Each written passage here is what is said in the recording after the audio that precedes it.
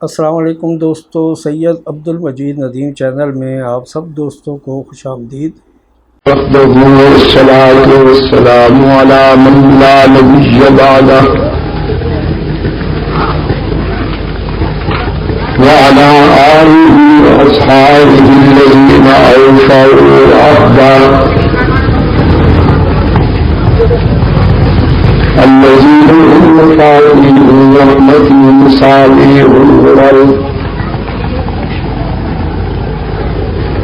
أعوذ بالله من الشيطان الرجيم،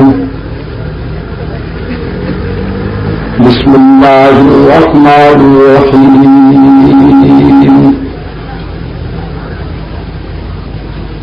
لقد رضي الله عن المؤمنين إذ يبايعونك تحت الشجرة فعلم ما في قلوبهم، صدق اللہ مولانا العظیم۔ محترم بزرگوں اور عزیز دوستو، 4 روزہ ذو العین کانفرنس کا یہ تیسرا اجلاس ہے جس میں ہمارا آج 15 اگست 1987 کو یہاں کراچی میں دعوت و تبلیغ کی نسبت سے جمع ہے۔ آج کا اجلاس 2 ضربوں سے مضروب ہو گیا۔ ایک ضرب وہ ہے کہ جو میرے دل پہ لگی، اور دوسری ضرب وہ ہے جو جلسے پہ لگی۔ میرے دل پہ جو ضرب لگی وہ تو ہمارے رفیق مکرم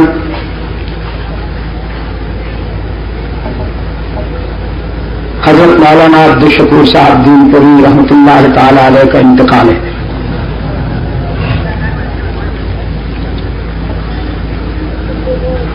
میں دلی طور پر اتنا گھائل ہوں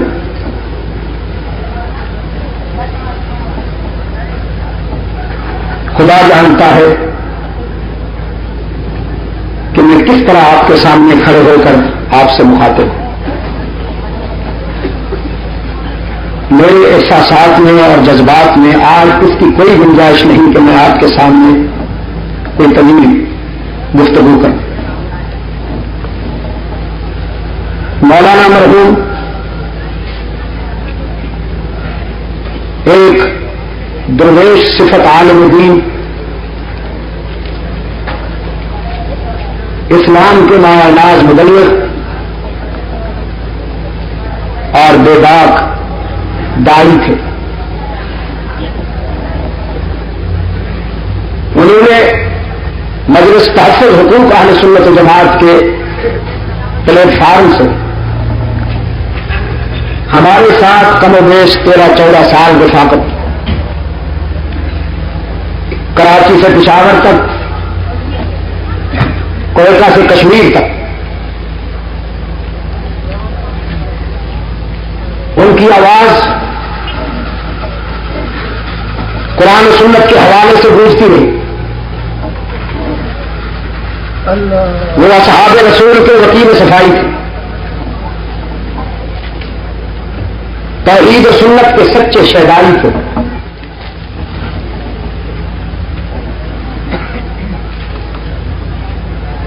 آج وہ ہم نے نہیں، کل انہوں نے تقریباً 6 بجے داعی اجل کو لبیک کہا۔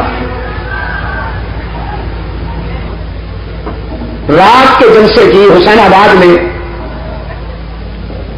پرمیشن نہ ہو سکی، تو ہزاروں لوگ جو رات کے جلسے میں وہاں پہنچے تھے انہوں نے یہ سمجھا کہ وہ جا چکے ہیں۔ کچھ بے قرار لوگوں نے جن کو ہمارا یہاں آنا کچھ برداشت نہیں ہوتا، طبیعت ان کی بےقرار ہو جاتی ہے، انہوں نے اس موقع پر یہ افواہ اڑائی کہ ان پر پابندی لگ گئی، اس سے آج کی حاضری متاثر ہوئی، کیونکہ آج اشتہار بھی نہیں تھا، اخبار بھی نہیں تھا، چنانچہ آج یہاں جلسے میں جن لوگوں نے آنا تھا، میں سمجھتا ہوں کہ ان میں سے 2% بھی مشکل سے آ سکے، 2% بھی نہیں یہاں پر آئے ہوئے 98%، 97% نہیں آ سکے۔ اس لیے اگر کسی دوست کو یہ خوشی ہو رہی ہے کہ ان کے جلسے میں زیادہ حاضری نہیں ہے، تو انشاءاللہ ہم عن قریب ان کی اس خوشی کو تکمیل تک پہنچائیں گے جب پھر یہاں آئیں گے بہت تھوڑی دیر کے بعد، اور ان کو بتائیں گے کہ قرآن و سنت کے شہدائی اللہ کے فضل و کرم کے ساتھ کیسے پہنچتے ہیں، اور اگر وہ زیادہ انتظار نہیں کر سکتے تو کل تشریف لائیں، شیر شاہ میں انشاءاللہ ان کی تسکین ہو جائے گی۔ رہی پابندی کی بات، تو پابندی ان لوگوں پر لگے گی جو تقریب کرتے ہیں۔ ہمارا ہدف تعمیر ہے، ہم اللہ کی توحید کے پرچم بردار ہیں اور سنت سرور کائنات کے علم بردار ہیں۔ ہمارا موقف یہ ہے کہ اصحاب رسول اسلام کی نمائندہ جماعت ہونے کی حیثیت سے معیار حق و صداقت ہے، یہ قرآن تعلیمات کے عملی شاہکار ہے۔ اصحاب رسول تعلیمات مستقبی کے دلائل براہین اور شواہد بینات ہیں۔ یہ تنقید کے قابل نہیں، تعریف کے قابل۔ اور جیسا کہ میں نے گفتگو کے ابتدا میں عرض کیا، آج کا یہ پروگرام مجلس تحفظ حقوق اہل سنت و جماعت کراچی ڈویژن کے زیر اہتمام 4 روزہ امام مظلوم کانفرنس کے ضمن میں تیسرا اجلاس۔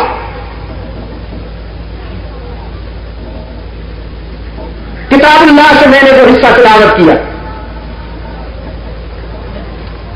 اللہ نے اہل ایمان کو اپنی رضا اور خوشنودی کی بشارت دی ہے۔ یہاں لقد رضی اللہ عن المؤمنین کہہ کر، یہ ہجرت کا 6واں سال ہے کہ جب رحمت عالم صلی اللہ علیہ وسلم کم و بیش 1400 فرزندان اسلام کے ساتھ زیارت بیت اللہ کے ارادہ سے آگے میں مکہ ہوئے، لیکن مکہ کے آستانہ پرستوں نے اللہ کے رسول صلی اللہ علیہ وسلم کے داخلہ پر پابندی عائد کی۔ رسول اکرم صلی اللہ علیہ وسلم مکہ سے قریب ایک وادی میں تشریف لائے، جسے اسلامی تاریخ میں حدیبیہ کے نام سے یاد کیا جاتا ہے۔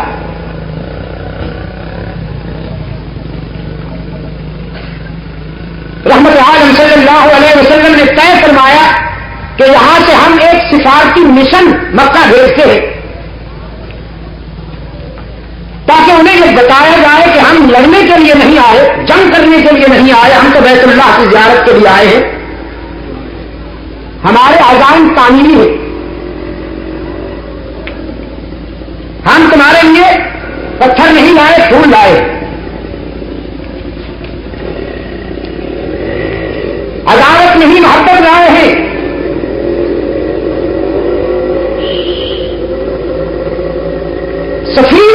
مکہ میں کسے بھیجا جائے.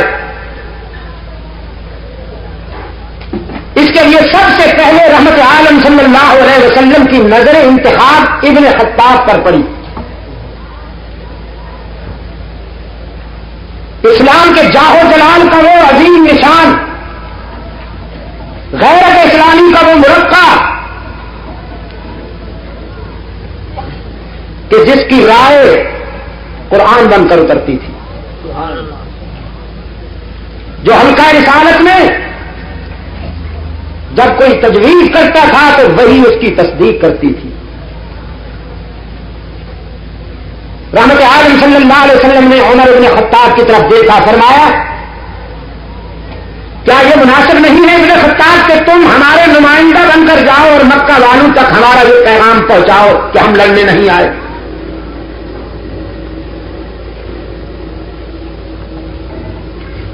فاروق اعظم رضی اللہ تعالیٰ عنہ کھڑے ہوئے اور عرض کیا اللہ کے رسول حکم ہے یا مشورہ؟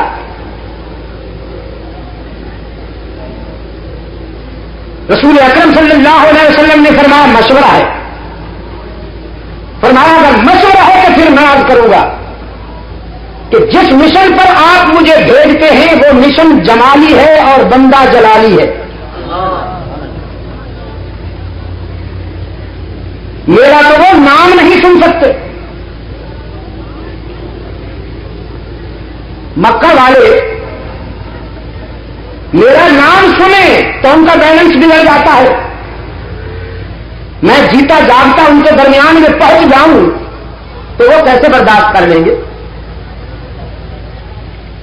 اندیشہ ہے کہ مجھے دیکھتے ہی ان کی تلواریں میان سے نکل آئیں.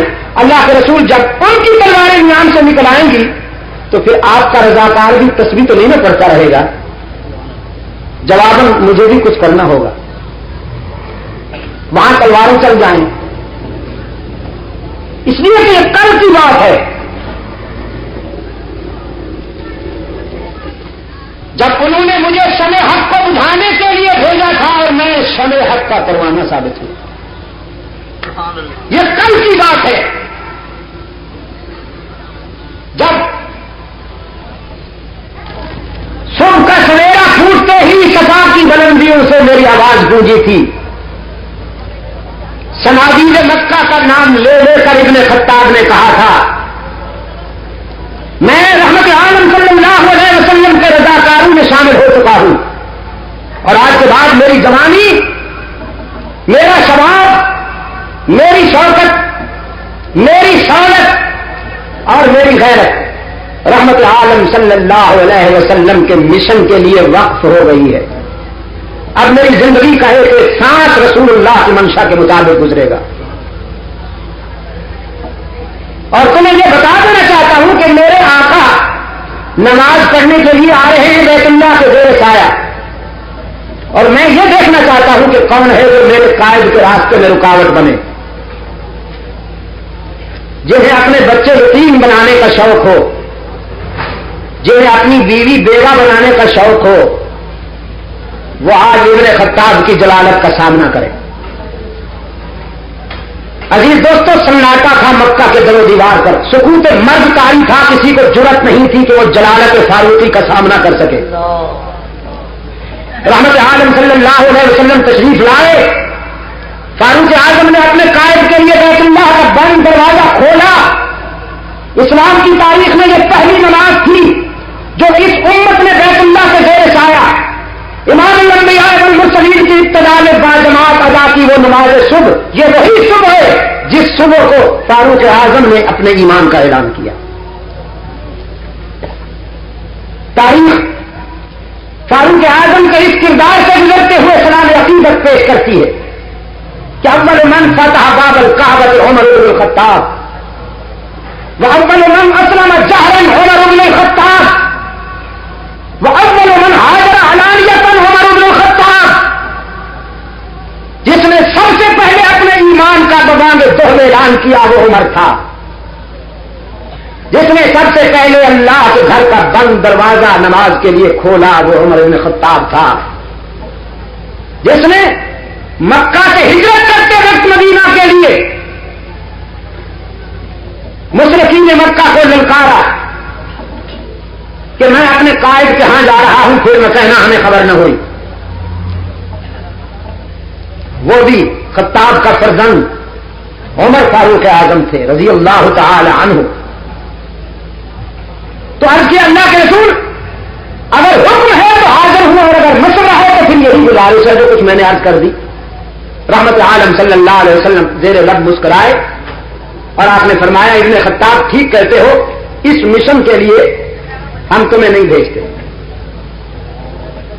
دیکھو یاد رکھیے گا ارباب علم و دانش، اللہ کے رسول کا حلقہ کسی ڈکٹیٹر کا نہیں، ایک شفیق معلم کا حلقہ تھا، جہاں ہر شخص کو اپنے ضمیر کی آواز بلند کرنے کی کھلی آزادی.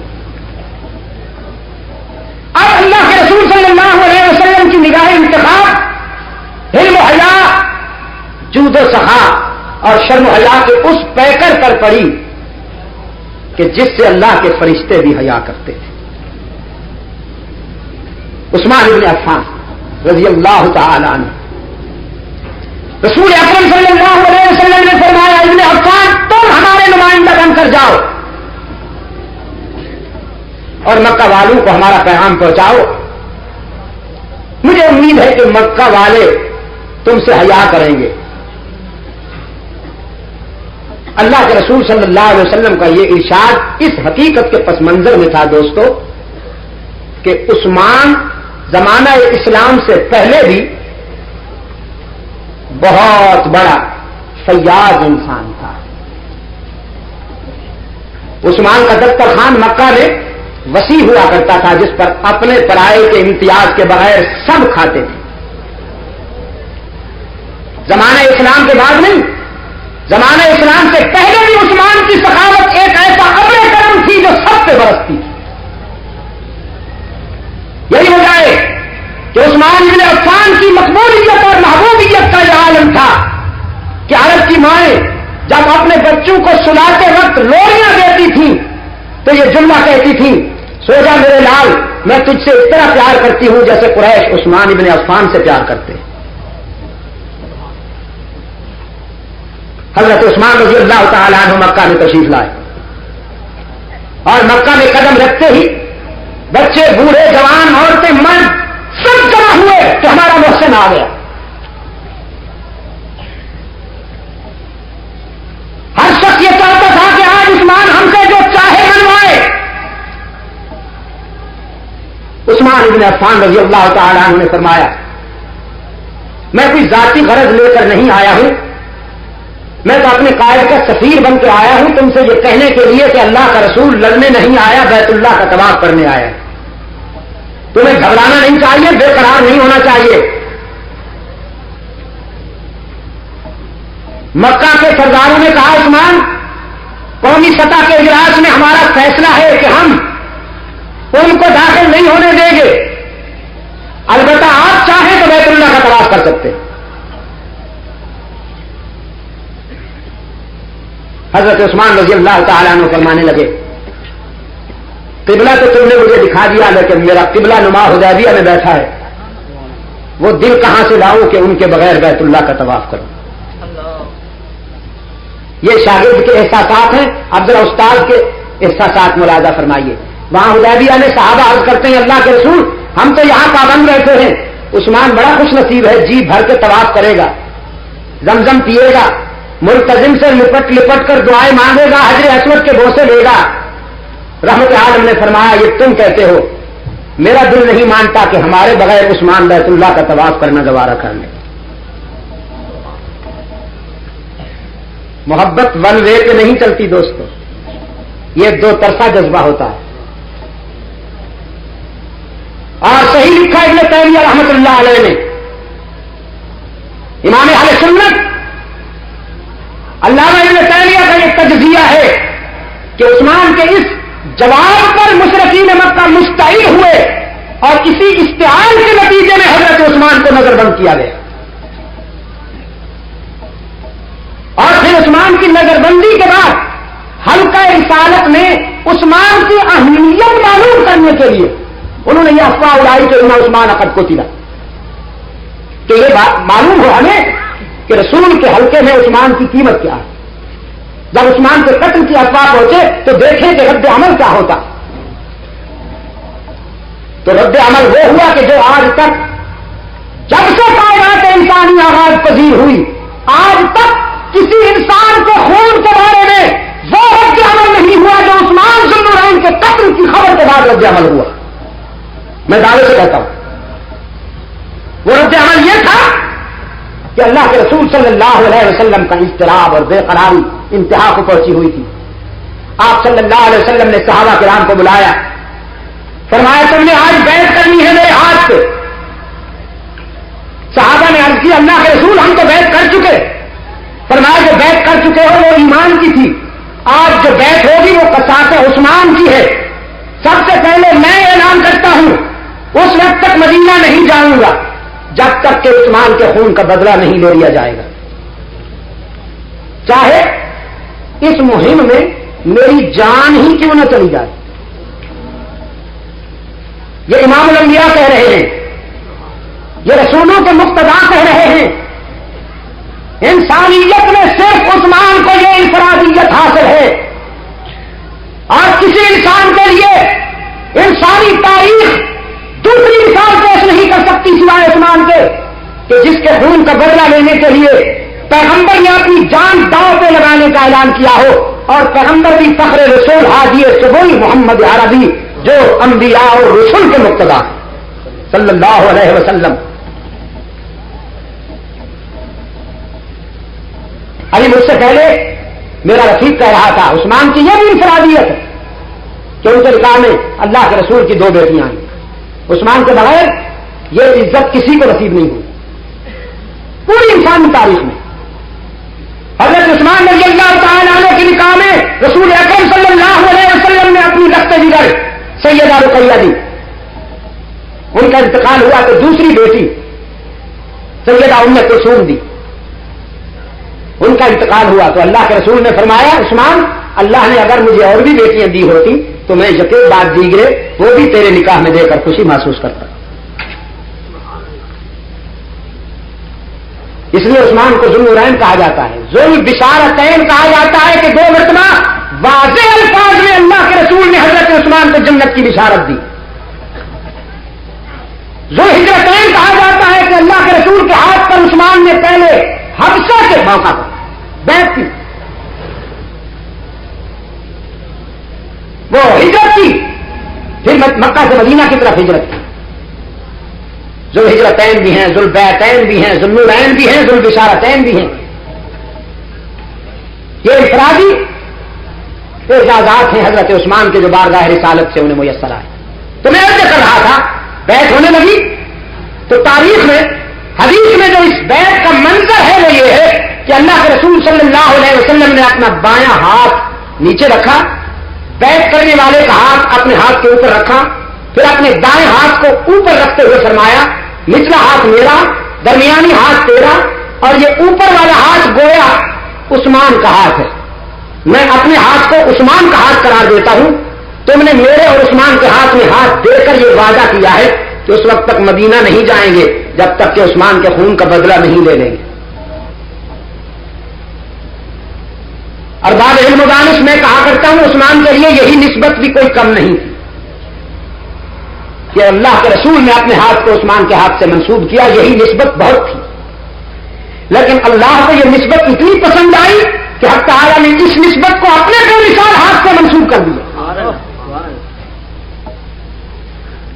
بات فرش کی تھی, عرش تک چلی ہے.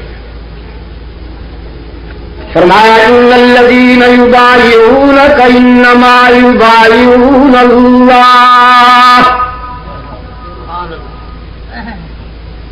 ان الذین یبایعونک انما یبایعون اللہ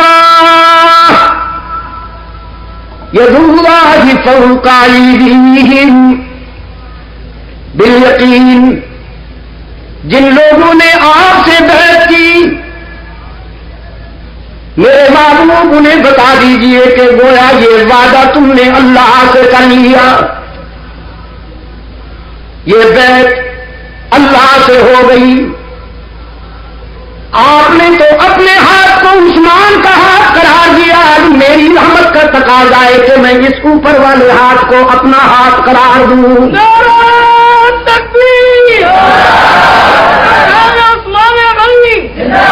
ید اللہ فوق ایدیہم، یہ اوپر والا ہاتھ تو گویا اللہ کا ہاتھ ہے. اور پھر اسی ضمن میں تکمیلی عبارت آئی، لقد رضی اللہ عن المؤمنین اذ یبایعونک تحت الشجرہ. بالیقین لا ریب اللہ ان اہل ایمان سے راضی ہو گیا جنہوں نے درخت کے زیر سایہ آپ سے بیعت کی. کراچی کے روشن ضمیروں، کائنات کا ہر باضمیر انسان عثمان کی عظمت کو سلام کرتا ہے اور کرتا رہے گا کہ طلحہ عثمان نے مکہ میں نظر بند ہونا گوارا کیا. یہاں حدیبیہ میں 1400 انسانوں کو جنت کے سرٹیفکیٹ مل گئے. اور جس درخت کے سایہ عثمان کے خون کا بدلہ لینے کے لیے بیعت ہوئی، اللہ نے اس درخت کو بھی قرآن میں جگہ عطا فرما دی. اذ یبایعونک تحت الشجرہ. لقد رضی اللہ عن المؤمنین. یہاں ایک گزارش کرتا جاؤں ضمناً، رضی اللہ تعالی عنہم قرآن کی اصطلاح میں صرف صحابہ کے لیے استعمال ہوا ہے. ہر زبان کے، ہر لینگویج کے کچھ آداب ہوتے ہیں نہیں، تو اسلامک لینگویج کے یہ کوڈز میں سے ہے کہ انبیاء کے لیے علیہ السلام، جب کسی نبی کی بات آئے تو علیہ السلام، جب کسی صحابی کا نام لیا جائے تو رضی اللہ تعالی عنہ، اور جب کسی بزرگ کا نام لیا جائے تو رحمت اللہ جو فوت ہو گئے. آپ کو یاد ہوگا ماضی میں اسی کراچی میں مجھے کسی نے وہ چھوٹا سا کاغذ کا ٹکڑا بھیجا کہ شاہ صاحب یہاں تو لوگ اپنی پسند کے مولویوں کو بھی رضی اللہ تعالی عنہ کہہ دیتے ہیں، تو آپ ان کو روکتے کیوں نہیں؟ اب میری مجبوری یہ ہے، میں اس پوزیشن میں کہاں ہوں کہ لوگوں کو راہ راست پر لا سکوں. یہاں جو کچھ ہو رہا ہے وہ ہم سے پوچھ کر تو نہیں کیا جا رہا. شاخ گلچی پھر رہا ہے، وہ دست گلچی پھر رہا ہے، شاخ گل پر بے درے کون سنتا ہے چمن میں اندلی بیزار کی. یہاں کبھی اذان میں ملاوٹ ہو رہی ہے، کبھی درود و سلام اپنی مرضی کا یار لوگ بنا رہے ہیں، سنتوں میں بدعات کی ملاوٹ ہے، توحید میں شرک کی ملاوٹ ہے. مجھ سے کوئی پوچھتا ہے؟ یقین کیجیے اگر میرا بس چلے تو پاکستان کو ایک دن میں سعودی عرب جیسا بنا دوں گا.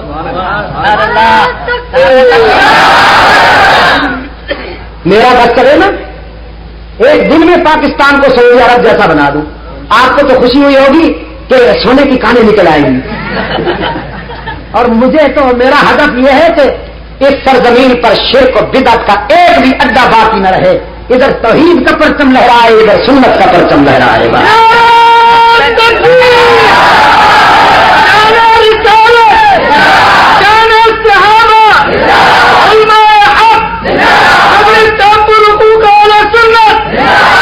آپ خوش ہو رہے ہوں گے کہ چلو شاہ صاحب پاکستان کو سعودی عرب بنا رہے ہیں تو سونا بہت ملے گا. یہ خوشی بھی آپ کی بے جا نہیں. میں کہتا ہوں پاکستان سے شرک و بدعت کے اڈے ختم کر دو، خدا کی قسم اس پر زمین سے بھی سونا پیدا ہو، اس پر زمین سے بھی سونا پیدا ہو. باوجود انسانی کمزوریوں کے، باوجود اخلاقی کمزوریوں کے، اگر اللہ کی توحید میں شرک کی ملاوٹ بند کر دی جائے، رسول کی سنتوں میں بدعات کی ملاوٹ بند کر دی جائے، انسان کی جبین کو در در پہ ذلیل کرنے کا سلسلہ بند کر دیا جائے، صرف اللہ کا سجدہ ہو، صرف اسی کو معبود اور مسجود اور ہر جگہ موجود مانا جائے، تو زمین سونا اڑے گی، آسمان موتی برسائے. سعودی عرب میں یہ ہو رہا ہے کہ نہیں ہو رہا؟ میں یہ لاسٹ فروری میں جب عمرے کر رہا ہوا تھا تو حرم شریف کے امام صاحب نے زہرانہ دیا ہمیں، دوپہر کا کھانا دیا. اس دوران اس نے بتایا کہ ایک نیو مائن ملا ہے گولڈ کا، سعودی عرب کو نئی کان ملی ہے سونے کی. ماہرین کی رپورٹ یہ ہے کہ یہ ان لمٹ ہے، قیامت تک ختم نہیں ہو سکتا. آپ سمجھے نا؟ ہمارے منصوبے پڑے ہیں کہ سرمایہ نہیں ہے، اور سعودی عرب والوں کا سرمایہ پڑا ہے کہ منصوبے نہیں ہیں. ہم دنیا میں منگتے مشہور ہیں. پاکستان مانگتے، کبھی امریکہ سے مانگ رہا ہے، کبھی جاپان سے مانگ رہا ہے، کبھی جرمنی سے مانگ رہا ہے، کبھی ادھر سے، کبھی چین سے، ادھر سے، کبھی زلزلوں کے بہانے، کبھی بارشوں کے بہانے، کبھی ریفیوجیز اور مہاجرین کے بہانے دامن پھیلائے کھڑا ہے. پہچان ہے اس کی، منگتا ہے، بین الاقوامی سوالی ہے. اب امریکہ نے ذرا آنکھ دکھائی تو چیخ رہے ہیں، بے قراری. میں نے کہا بد نصیب ہو، سب سے بنانا چاہتے ہو اس سے بگاڑ رکھی، سب سے بگاڑ دو اس سے بنا لو. خدا کی قسم امریکہ بھی تمہارے گھر کا سوالی ہوگا، روس بھی تمہارے گھر کا سوالی ہوگا، چین بھی تمہارے گھر کا سوالی ہوگا. ذرا اس سے بنا کے تو دیکھو. آپ کہیں گے کہ صاحب آپ تو ہمیں سارے کو، سب کو صوفیاء کرام بنانا چاہتے ہیں کہ بس ہر وقت نماز پڑھتے رہیں، ہر وقت تسبیحات میں. نہیں، پتا میں آپ کو کیا دیکھنا چاہتا ہوں؟ اچھی تجارت کرو، اتنی اچھی تجارت کرو کہ کفار تمہارے سامنے احساس کمتری میں مبتلا ہے. اتنا اچھا بزنس مین ہونا چاہیے مسلمان کو کہ اس کے مقابلے میں باطل پرست طاغوتی قوتیں کمپلیکس محسوس کریں. احساس کمتری میں ڈوبی ہوئی. یہ منگتا نہ ہو کسی کا. کچھ لوگوں کا خیال یہ ہے کہ مسلمان، نیک مسلمان وہ ہوتا ہے جس کو دور سے دیکھنے سے زکات دینے کو جی چاہے. کچھ لوگوں کا یہ خیال ہے. اچھا نیک اللہ والا وہ ہوتا ہے جی جس کو دور سے دیکھنے سے زکات دینے کو جی چاہے. نہ، سلیمان علیہ الصلوۃ والسلام ولی اللہ نہیں، رسول اللہ ہے. آپ سمجھیں گے نہیں؟ نبی اللہ، حق تکلیم کے بادشاہ. انسانوں پہ حکم چلتا ہے، ہواؤں پہ حکم چلتا ہے، پرندوں پہ حکم چلتا ہے، جنات پہ حکم چلتا ہے. ہمارے گھر میں ایک جن آ جائے سب گھر والوں کے لیے کافی. اور سلیمان کا حکم جنات پہ چلتا ہے. لرزتے تھے سلیمان کا نام سن کر. رسول اللہ، آپ سمجھیں گے نہیں؟ حضرت علی رضی اللہ تعالیٰ عنہ تجارت کیا کرتے تھے، تعویذ نہیں بیچتے تھے. حضرت مقداد ابن اسود کا ہوٹل تھا، طباخ تھے. حضرت عبد الرحمان ابن عوف تاجر تھے. سیدنا عثمان ابن عفان تاجر تھے. سیدنا صدیق اکبر رسول نے ان کی تجارت کو خراج پیش کیا. فرمایا سب کو اسلام نے پالا ہے، ابو بکر و عثمان نے اسلام کو پالا ہے. اللہ کے رسول نے ان کی تجارت کو خراج پیش کیا کہ التاجر صدوق العلیم، صداقت، امانت اور دیانت کی بنیاد پر تجارت کرنے والا حشر کے دن نبیوں صدیقین کے ساتھ اٹھے گا. یہ پاپائیت ہے، یہ رومن امپائر کا چرچا ہے جو کہتے ہیں کہ اچھا عالم یا مسلمان وہ ہے جو حجرے میں بیٹھا رہے گا، مرید کی جیب پہ نظر ہو. مرید بیچارہ کھجلی بھی کرے تو وہ سمجھے نظرانہ نکال رہا ہے.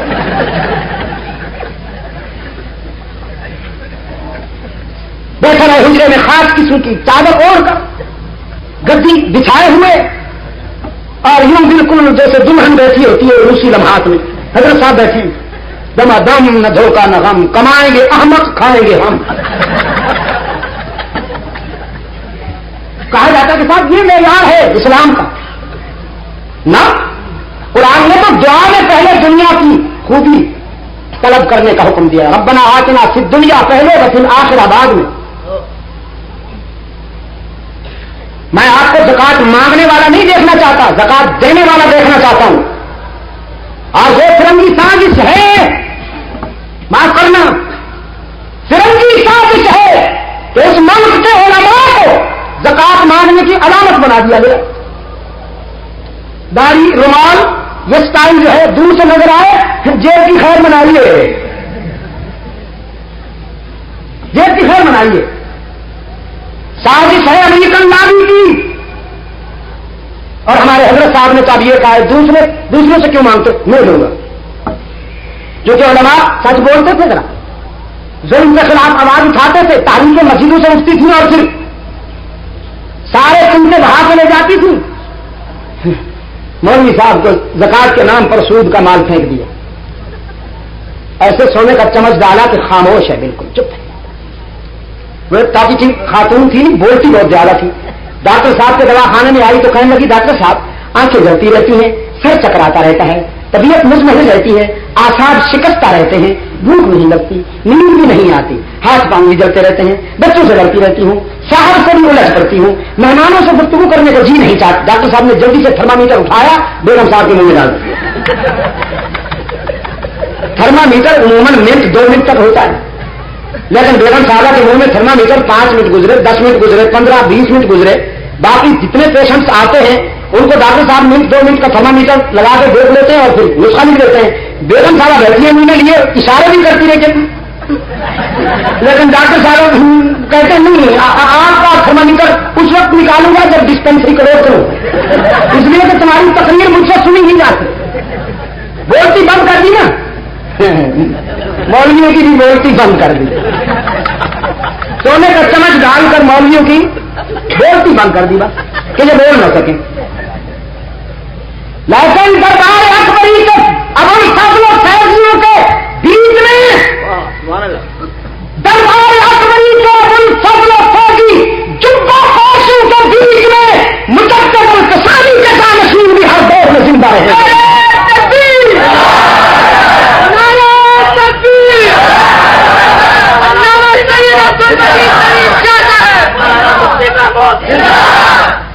نہیں خرید سکتا کوئی ان کے جوتے کے تسمے کو بھی, نہیں خرید سکتا کوئی ان کے جوتے کے تسمے کو بھی. ان کا باپ برطانیہ نہیں خرید سکا تھا. یہ کام ہوتے ہیں ہمیں خریدنے والے. حق کی آواز اٹھے گی, اٹھے گی اور بار بار اٹھے گی جب تک زندہ ہے. حق کو صداقت کی آواز بلند ہوتی رہے گی. اس آسمان کے نیچے اور زمین کے اوپر مانے کوئی چلا نہیں ایسا لال جو ہماری آواز کو بند کر سکے.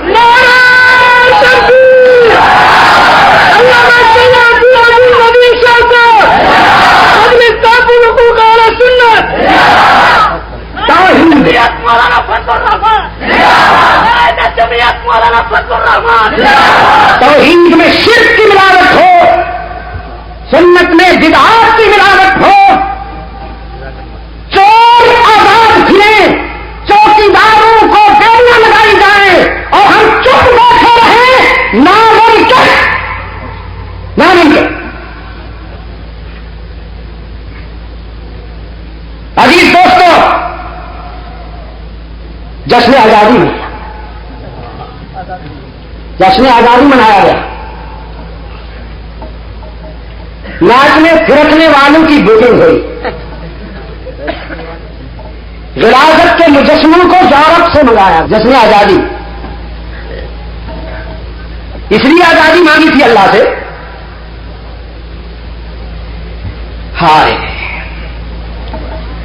میں نے کہا جلتا ہے جن کا خون چراغوں میں رات بھر, جلتا ہے جن کا خون چراغوں میں رات بھر, ان غمزدوں سے پوچھ کبھی قیمت سحر. قصر آزادی میں بیٹھ کر شاہد و شراب میں جھومنے والوں, یہ آزادی ہمیں پلیٹ میں رکھ کر کسی حصول کے لیے تو مالٹا کے حکومت خانوں میں محمود حسن بیٹھے رہے، شاملی کے میدان میں مجاہدین کے لاشیں تڑپے، اور بالا کوٹ کے دامن میں اسماعیل شہید کے رضاکار تڑپے۔ اے ذبیح اللہ اسماعیل ماں شد ہدایت سور اسرافیل ماں، خون خجرا در کو سارے لیک بیجے حریت در ہند دے۔ کسی روشن ضمیر نے شہید بالا کوٹ کی قبر پر یہ تحریر لکھ ڈالی، اللہ کی راستے میں ذبح ہونے والے ہمارے پیارے اسماعیل، خدا کے لطف و کرم کی گھٹا برسے تیرے مرکز پر، اللہ کے لطف و کرم کی گھٹا برسے تیرے مرکز پر، کہ تیری صدائے حریت تو سور اسرافیل بن کر گونجی، جس نے برے صغیر میں غفلت کی نیند سونے والوں کو بیدار کر دیا۔ پھر تو نے اپنے خون جگر کا نیل برسا کر بالا کوٹ کے ذروں کو تو رنگین کر دیا، لیکن تیرے خون کا ایک ایک قطرہ آزادی کی تاریخ کی تمہید بن گیا۔ جنہیں حقیر سمجھ کر بجھائے بیٹھے ہو وہی چراغ جلیں گے تو روشنی ہوگی۔ اسماعیل شہید کو بدنام کرنے کے لیے چپا دستار کی آڑ میں زر خرید مفتی خریدے، جس طرح صہیونی لابی نے ابو بکر و عمر کو اسلام کے نمائندہ کرداروں کو بدنام کرنے کے لیے مورخ خریدے، انہوں نے تاریخ نویس خریدے، من گھڑت الزامات عائد کر کے تیری چوٹی کا زور لگایا کہ ثابت کرو ابو بکر و عمر عثمان اسلام کے وفادار نہیں تھے۔ اب یہ بھی کوئی ثابت کرنے کی بات ہے کہ میں دلائل دوں ابو بکر و عمر عثمان کے حضرت عثمان حضرت عمر حضرت صدیق اکبر اسلام کے وفادار تھے یا نہیں، اس کے لیے دلائل کی ضرورت ہے؟ اس سے بڑی دلیل کیا ہوگی؟ اللہ نے جنہیں اپنے رسول کے پہلو میں سلا رکھا ہے ان سے بڑا وفادار کون ہوگا؟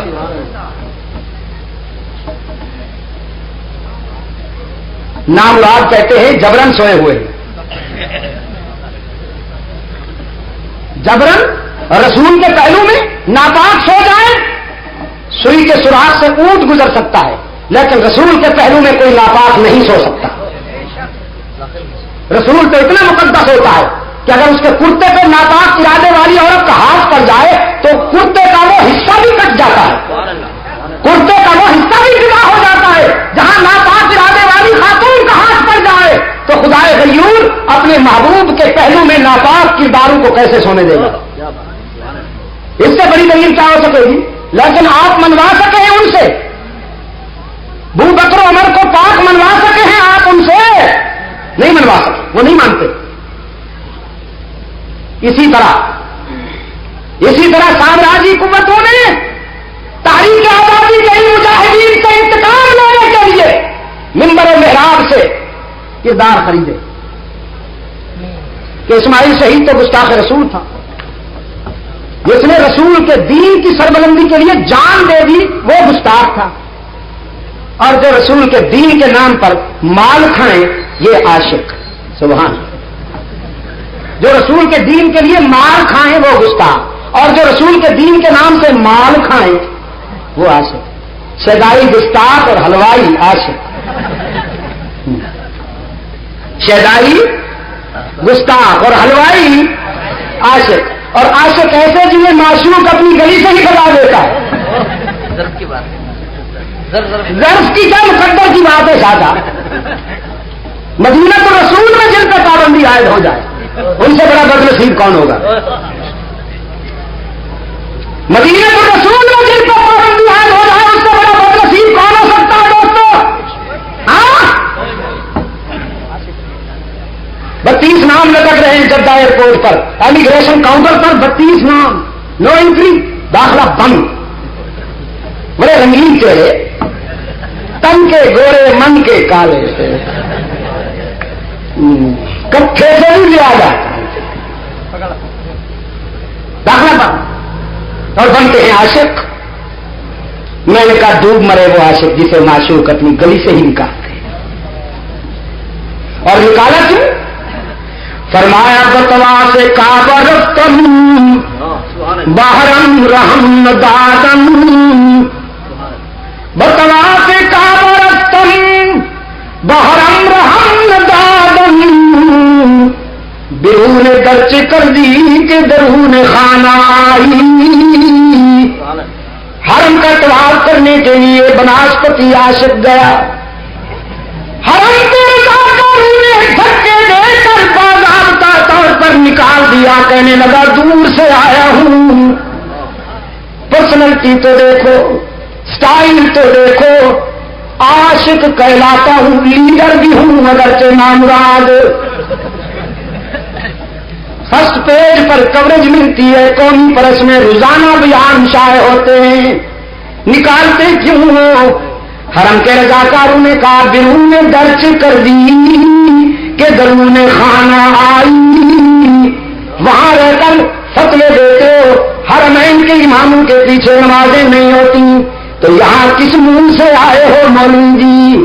یہاں کھڑے بلائے جاتے ہیں اور کھوٹے بگائے جاتے ہیں. انما المشرکون نجس فلا یقربوا المسجد الحرام بعد عامهم هذا. مخلص بلائے جاتے ہیں اور منافق بگائے جاتے ہیں. مولوی صاحب تم اپنی مسجد میں تو گمراہ امام برداشت نہیں کر سکتے, اپنے محلے کی مسجد میں کسی گمراہ کو امام برداشت کرو گے تو خدا اپنے گھر میں کسی گمراہ کو امام کیسے برداشت کرے گا؟ اپنے نبی کی مسجد میں کسی گمراہ کو امام کیسے برداشت کرے گا؟ خدا کو تم جتنا اختیار بھی نہیں. تم اپنی مسجد میں کسی بدعقیدہ کو امام نہیں بننے دیتے تو رب العالمین اپنے گھر میں کسی بدعقیدہ کو امام کیسے بننے دے گا؟ نکالے گئے ہیں بیچارے, نکلے نہیں. اب بڑے با آبرو ہو کر اب کہتے ہیں ٹھیک کیا یہ گولیا جی کیوں مظاہرہ کیا تھا, ٹھیک کیا. دونوں کی انٹریاں ملی ہوئی ہیں, دونوں کی وہ مفادات مشترک ہیں, بزنس کمبائنڈ پارٹنرشپ ہے نہیں. اور کراچی میں نے پچھلی رات پہلے پروگرام میں ایک جملہ کہا تھا شرف آباد میں, حرم نبوی پر سب سے پہلے یلغار ان منافقین نے کی جو یہودیت کے ایجنٹ تھے, جنہوں نے عثمان ذو النورین کو مسجد نبوی کے پہلو میں شہید کیا, حرم نبوی کی حرمت کو مجروح کیا. جو حرم نبوی پر جارح بن کر سیاسی اہداف کو ملحوظ رکھ کر یلغار کرے وہ یہودیت کے ایجنٹ ہوتے ہیں, چاہے وہ مسجد نبوی پر یلغار کرے یا مسجد حرام پر یلغار کرے, وہ اسلام کے ہمدرد کبھی نہیں ہو سکتے. اور یہ کیا کہتے ہیں؟ اچھا کیا, ٹھیک کیا, ہم تمہارے ساتھ ہیں, مل جاؤ ساتھ, انشاءاللہ وہی حشر ہوگا جو ابرہہ کے لشکر کا ہوا. انشاءاللہ تم سارے ارمان پورے کر لو اپنے. ان کا خیال یہ ہے کہ ہم قریب مل کر حرمین پہ قبضہ کریں گے, وہاں عظیم دنیا کی قوالی کریں گے.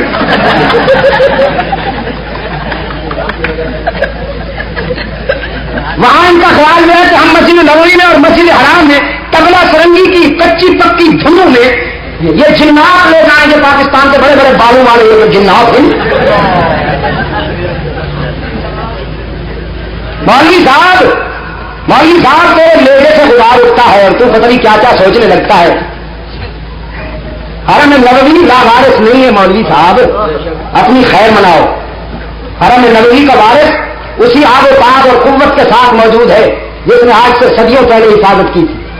عبد المطلب نے اونٹ تو کھلا لیے تھے آپ نے, لیکن جب لوگوں نے کہا تو بیت اللہ پہ حملہ آور ہونا چاہتے ہیں, بیت اللہ کی حفاظت نہیں کرو گے, کہنے لگا اونٹ میرے تھے, میں نے چھڑا لیے. یہ گھر بیت اللہ کعبہ جس کا گھر ہے وہ جانے. رحمت عالم صلی اللہ علیہ وسلم نے فرمایا اگر عبد المطلب یہ نہ کہتا اور اپنے طور پہ کچھ ہاتھ پاؤں چلاتا, کوشش کرتا, تو اللہ نے یقیناً مدد کرنی تھی, کریڈٹ اس کو مل جاتا, عزت اس کو مل جاتی. لیکن عبد المطلب نے جب ہینڈ اپ ہونے کا اعلان کر دیا کہ صاحب اونٹ ہمارا کو ہم چھڑا لائے، یہ جس کا گھر ہے وہ جانے. تو رب العالمین نے فرمایا اچھی بات ہے، تمہارا خیال یہ ہے کہ انسانی تعاون کا میں لوٹا دوں، آرام سے بیٹھو، نہ تم سے کام لوں گا نہ کسی اور انسانی لشکر سے کام لوں گا. چھوٹے چھوٹے پرندوں کا لشکر بھیج دیا، ان کے چونچ میں کنکرے رکھ دیے، کنکرے چھوڑتے تھے، ایٹم بم وہ کام نہیں کرے گا جو ان کنکروں نے گر کر بڑے بڑے ہاتھیوں کو اسفے معقول بنا ڈالا. بیت اللہ ہمارے سے نہیں ہے مولوی صاحب، غلط فہمی ہے تمہاری سیاست، تمہاری لیڈری بخیے ابھریں گے انشاءاللہ، اس کے بخیے. تو میں آگے کر رہا تھا، میں نے اس شخص سے کہا رضی اللہ عنہ کہتے ہیں، تو مجھ سے پوچھ کر تو نہیں کہتے، پھر بھی غنیمت سمجھو، اپنے مولوی کا نام لے کر رضی اللہ عنہ کہہ دیتے ہیں. اگر مولوی کا نام لے کر آگے جل جلالہ کہہ دے تو پھر کیا کرو گے؟ اسی کو غنیمت سمجھو.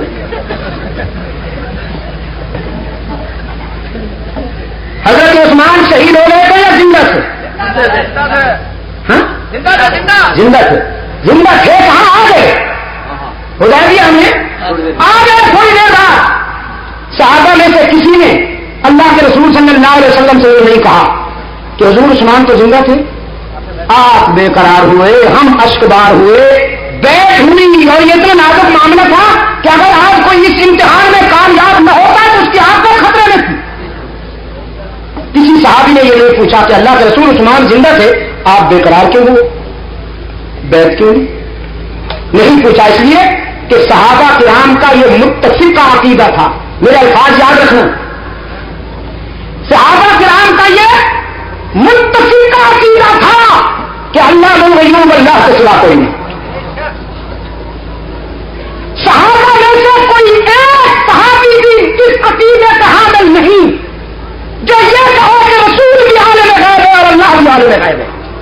صحابہ کا عقیدہ بھی والا نہیں، بھی والا تھا. صحابہ کا عقیدہ بھی والا نہیں. قرآن پاک نے فرمایا قل لا یعلم من فی السماوات والارض الغیب، قل لا یعلم من فی السماوات والارض الغیب الا اللہ. کہہ دیجیے میرے محبوب، زمین و آسمانوں کا غیب اللہ کے سوا کوئی نہیں جانتا. زمین و آسمانوں کا غیب جاننے والا کون ہے؟ جم کے ذرا ہی پہ ضرب لگے نا، تاکہ بھی کے بیماروں کو اللہ شفائے کاملہ عطا فرمائے. وعنده مفاتيح الغيب لا يعلمها إلا هو ويعلم ما في البر والبحر وما تسقط من ورقة إلا يعلمها ولا حبة في ظلمات الأرض ولا حبة في ظلمات الأرض ولا رطب ولا يابس إلا في كتاب مبين. اسی کے پاس ہے غیب کی چابیاں. غیب کی چابی نہیں، چابیاں. چابی ہوتی تو اجمی فنکاروں کو گنجائش ملتی، بڑی چابی تو اللہ کے پاس ہے، چھوٹی چابیاں حضرت صاحب کے بھی پاس ہیں، کیونکہ بڑی پہنچی ہوئی سرکار ہے حضرت صاحب بھی. قرآن کریم کی صداقتوں پہ قربان جائیے. چور بازاری کا راستہ ہی نہیں چھوڑا، گھیراؤ کیا. وَعِندَهُ مَفَاتِحُ الْغَیْبِ، اسی کے پاس ہے غیب کی چابیاں. لا يعلمها إلا هو، کوئی نہیں جانتا مگر اللہ. جم کے نا ذرا جم کے دائیں بائیں دیکھ کے کوئی بھی کا بیمار چپ بیٹھا ہو یا حیران بیٹھا ہو تو اس سے بھی کہلوائیے کوئی نہیں جانتا مگر وَيَعْلَمُ مَا فِي الْبَرِّ وَالْبَحْرِ، وہی جانتا ہے جو کچھ صحراؤں میں ہے، دریاؤں میں، جو کچھ خشکی میں ہے، تر میں. وما تسقط من ورقة إلا يعلمها، اس کے علم کی وسعت تو دیکھیے. قرآن کریم کہتا ہے موسم خزاں میں، پتجھڑ کے موسم میں جب درختوں سے پتے گرتے ہیں، پوری زمین پر، کرۂ ارض پر، ساری کائنات میں کسی درخت کی ٹہنی سے گرنے والا کوئی ایک پتا بھی ایسا نہیں جو اس کے علم سے باہر ہو. ولا حبۃ فی ظلمات الارض، اور دھرتی کے سینے سے اگنے والا کوئی دانہ ایسا نہیں جو اس کے علم سے باہر ہو. ولا رطب ولا یابس، جو کچھ کے خشکی میں ہے تر میں، الا فی کتاب مبین، اسی کے علم میں ہے. علام الغیوب کون؟ ہی کے تصور کو ضمیر کی گہرائیوں سے مزین کیجئے نا، میدے سے نہیں، ضمیر سے. علام الغیوب کون؟ کون تھا، کون ہے، کون رہے گا؟ انبیاء اور رسول تو وہ کیا ہے؟ ٹھہرو، جلدی نہ بولا کرو نا، یہی تو میں آپ کو عرض کر دوں، پھر آپ اگر اس پہ سمجھ نہ آئے تو پھر بولنا. انبیاء کیا ہے، رسول کیا ہے؟ عالم وحی. عالم وحی وہ جانتے ہیں جو انہیں وحی کے ذریعے سے بتایا جائے، اور جو نہ بتایا جائے وہ کنعان کے کنویں میں بیٹا موجود، پتا تھا؟ کسے پرسی آج گم کردہ فرزند، کہ اے روشن گوہر پیرے خردمند، زمسرش بوئے پیرا ہم شمیدی، چرا در چاہے کنعانش ندیدی. کسی نے اس روشن ضمیر باپ سے پوچھا جس کا بیٹا گم ہو گیا تھا کہ اے روشن ضمیر، مصر سے آتے ہوئے کرتے کی خوشبو تو سونگ لی، لیکن جب کنعان کے کنویں میں تیرا بیٹا موجود تھا اس وقت کیوں پتہ نہیں چلا؟ بگفتہ حال من برق جہانست، دم پیدا دیگر دم نہانست، گہے بر تار میں آلہ نشینے، گہے بر پشت پائے خود نبی نے. فرمایا ہمارا حال بس یوں سمجھو جیسے برق کوندتی ہے تو دھرتی پہ تنکے بھی نظر آتے ہیں، اور جب برق بجلی بند ہو جاتی ہے تو ہاتھ بھی دکھائی نہیں دیتا. یعقوب علیہ السلام نے فرمایا جب ہمارے قلب پر وحی کی بجلی کوندتی ہے تو ہم عرش کی خبریں فرش پہ دیتے ہیں، اور جب وحی کی بجلی کوندتی نہیں تو پانی کے نیچے والی چیز کا بھی پتہ نہیں ہوتا.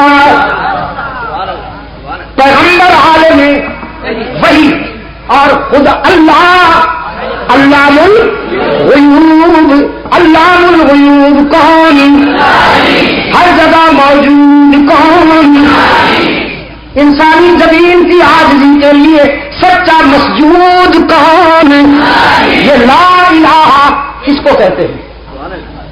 مولوی صاحب نے کہا ہے لا الہ اس کو کہتے ہیں تسبیح کے دانے پہ لا الہ الا اللہ لا الہ الا اللہ پڑھتے جاؤ اور نذرانے بٹورتے جاؤ. نہیں مولوی صاحب، لا الہ تو نذرانے بند کرتا ہے، جاری نہیں. لا الہ بت ساز نہیں، بت شکن ہے. ایک روشن ضمیر کہتا ہے تو تیرے نابدستاری بہار تنہا کے غمداری، مجو از غیر ہتھیاری تو لا فتح اللہ یقین دانم دری عالم کہ لا مسجود اللہ ولا مقصود فی الکونین لا معبود الا ہو. ہر جگہ موجود کون؟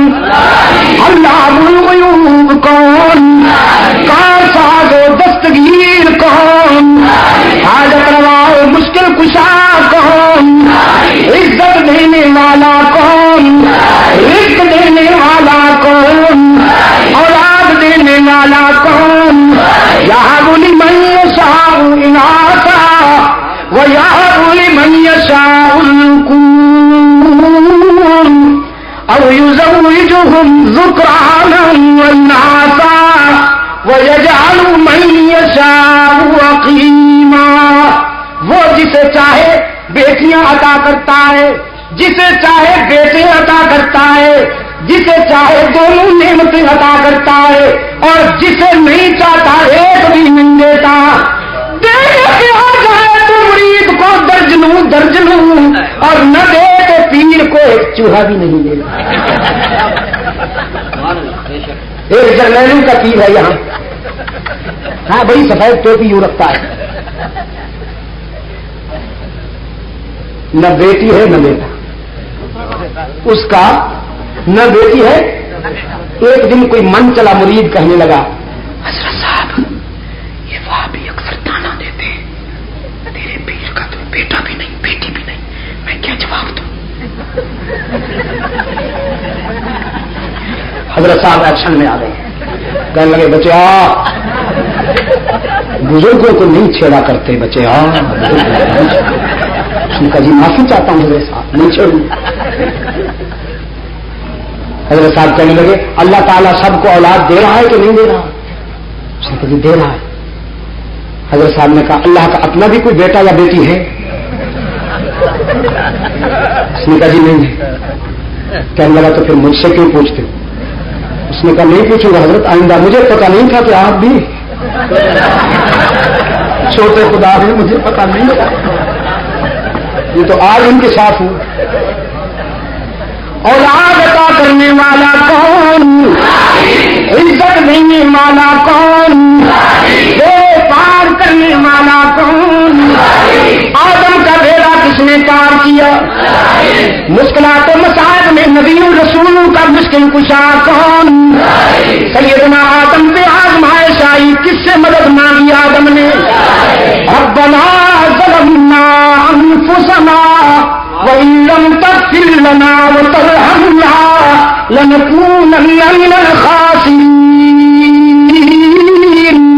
اے ہمارے رب, اے یا معین الدین قادر کو پکارا, یا عبد القادر کو. وہ بیچارہ ایک ہوا کرتا تھا نا خوشگلو, کہنے لگا یہ آیا تھا وہاں بھی کہتا تھا آدم نے عبد القادر کو پکارا یا قادر کو. بتاؤ لوگوں اس وقت عبد القادر تھے؟ لوگوں نے کہا نہیں تھے. کہا تو جب تھے نہیں تو آدم پکارتے کیسے؟ مطلب یہ ہے کہ چونکہ اس وقت حضرت عبد القادر گیلانی محبوب سبحانی رحمت اللہ تعالی نہیں تھے, تو پھر نبی رسولوں نے اللہ کو پکار کے گزارا کیا. اب چونکہ وہ ہیں تو پھر اس کی کیا ضرورت ہے؟ پانی ہوتے ہوئے تیمم کی کیا ضرورت ہے؟ انبیاء رسول نے قادر سے مدد مانگی, عبد القادر سے. رحمان سے مدد مانگی, عبد الرحمان سے. اللہ سے مدد مانگی, عبد اللہ سے. آدم کا مشکل کشا کون؟ یونس کا مشکل کشا کون؟ یعقوب کا مشکل کشا کون؟ یوسف کا مشکل کشا کون؟ ابراہیم کا حاجت روا کون؟ رحمت للعالمین کا مشکل کشا کون؟ شاہ جی رحمت اللہ علیہ فرمایا کرتے تھے اللہ ہی یا اللہ بھی. آیا ہی کو وضاحت کر کے کہا کیجیے. میں تو اپنے بھی کے بیمار دوستوں سے کہا کرتا ہوں, کبھی معدے سے فرصت ہو تو ضمیر سے بات کرنا, کبھی معدے سے فرصت ملے تو ضمیر سے پوچھنا مشکل کشا کون ہے. تو تمہارا ضمیر بھی کہے گا مشکل کشا وہی ہوتا ہے جس پہ خود کبھی مشکل نہ آئے. جو خود مشکلوں میں الجھے وہ مشکل کشا نہیں, جو خود حاجت مند ہو وہ حاجت روا نہیں. شاہ جی رحمت اللہ علیہ فرمایا کرتے تھے میں نے ایک حسین دیکھا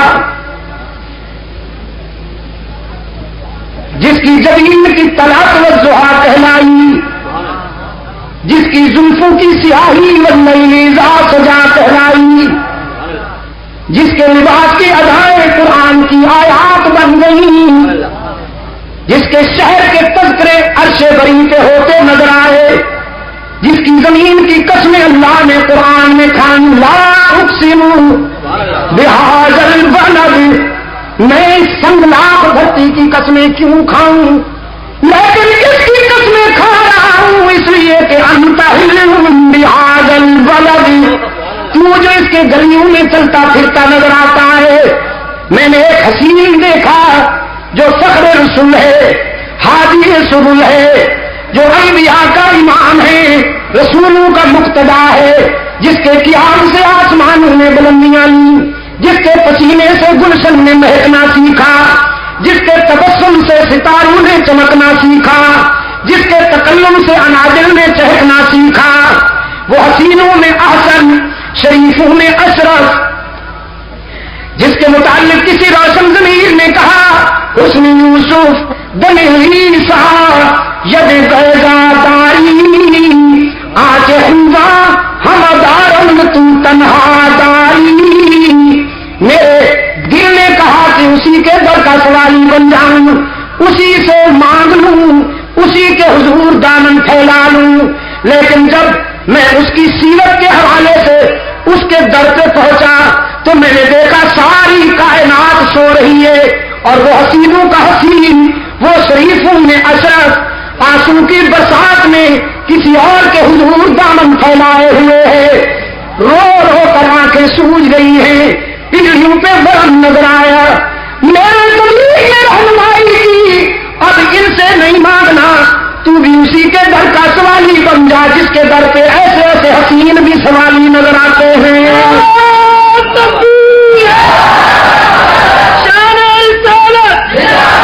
رسولوں کا مشکل کشا کون، نبیوں کا حاجت روا کون،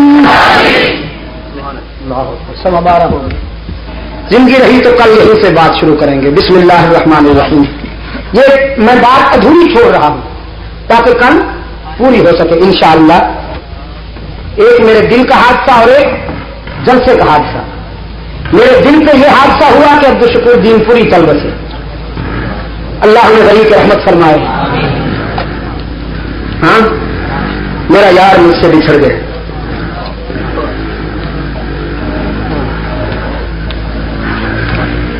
اللہ نے کروٹ کروٹ سکون نصیب فرمایا۔ اور جلسے پر یہ حادثہ رونما ہوا کہ رات اعلان ہو گیا کہ میں چلا گیا ہوں، اس لیے دوستوں کو کچھ یقین نہیں تھا کہ میں آج یہاں ہوں یا جلسہ آج ہو رہا ہے، پھر بھی آپ اتنی بڑی تعداد میں تشریف لے آئے ہیں۔ کل میں اس لیے آپ کو جلدی چھٹی دے رہا ہوں کہ کل شیر شاہ میں انشاءاللہ کس جگہ بھی شیر شاہ ہنسیا مسجد کے قریب، تانگا اسٹینڈ بھی کہتے ہیں، اچھا کل وہاں پہنچیے جلدی 10 بجے انشاءاللہ بات شروع ہو جائے گی۔ انا دینپوری صاحب رحمۃ اللہ تعالی علیہ کے لیے ہم ایصال ثواب کر لیں، 3 مرتبہ سورہ اخلاص پڑھ لیجیے۔ بسم اللہ الرحمن الرحیم۔ ربنا تقبل منا انك انت السميع العليم وتب علينا انك انت التواب الرحيم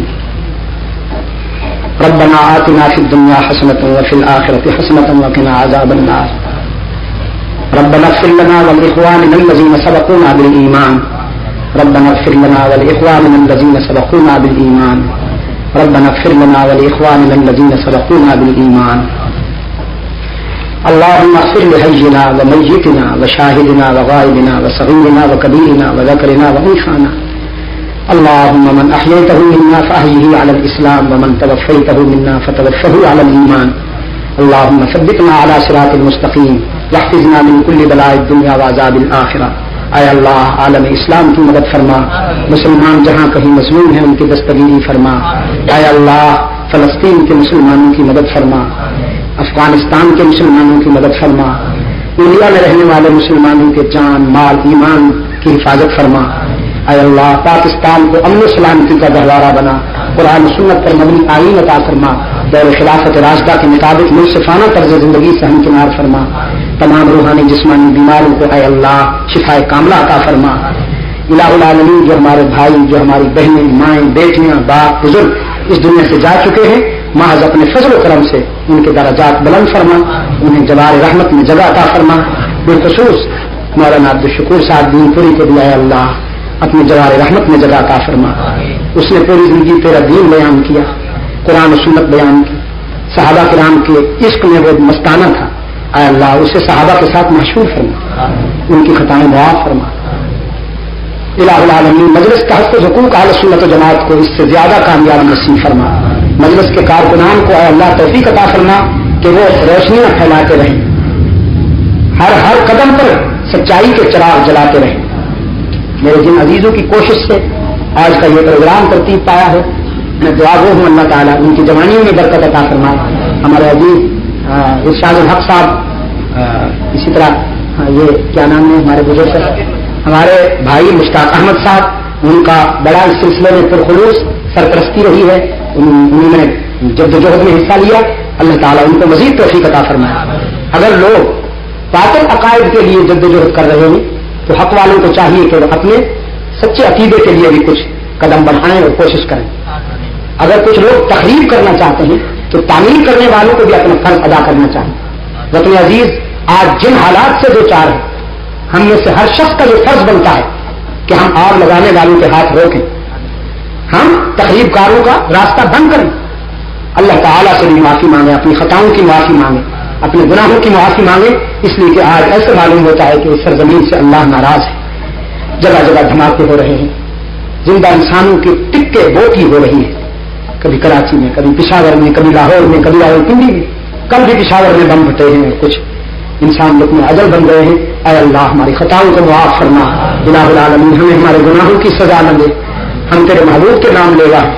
اے اللہ ہمیں عقائد کی اصلاح کی توفیق عطا فرما، اعمال کی اصلاح کی توفیق عطا فرما، امت مصطفی کو ایک اور نیک بنا، تبلیغ دین کے لیے اے اللہ محمد الیاس کے سپاہیوں کی مدد فرما، تبلیغی جماعت کو اے اللہ قدم قدم پہ اپنی تائید و نصرت سے مالا مال فرما۔ آج پوری دنیا میں الا اللہ کی ضربیں لگا کر محمد الیاس کے سپاہی آگے بڑھ رہے ہیں، اللہ تعالی ہم سب کو توفیق عطا فرمائے کہ اس حق و صداقت کی جدوجہد میں ہم بھی اپنا حصہ ادا کر سکیں۔ وصلی اللہ تعالی علی خیر خلقہ محمد وعلی آلہ واصحابہ وبارک۔ جی دوستو، ابھی آپ حضرت علامہ سید عبدالمجید ندیم شاہ صاحب رحمۃ اللہ علیہ کو سماعت فرما رہے تھے۔ آپ سب دوستوں سے گزارش ہے کہ میرے اس چینل کو سبسکرائب بھی کریں اور بیل کے آئیکن کو کلک بھی کریں تاکہ ہر نئی آنے والی ویڈیو آپ سب دوستوں تک پہنچ سکے، اور حضرت شاہ صاحب کے بیانات کو اپنے دوستوں میں، اپنے گروپوں میں شیئر بھی کیا کریں تاکہ دین کی باتیں اور دوستوں تک بھی پہنچ سکیں۔ آپ سب دوستوں کا بہت شکریہ۔ ملتے ہیں ایک نئی ویڈیو کے ساتھ، تب تک کے لیے اللہ حافظ۔ پاکستان پائندہ باد۔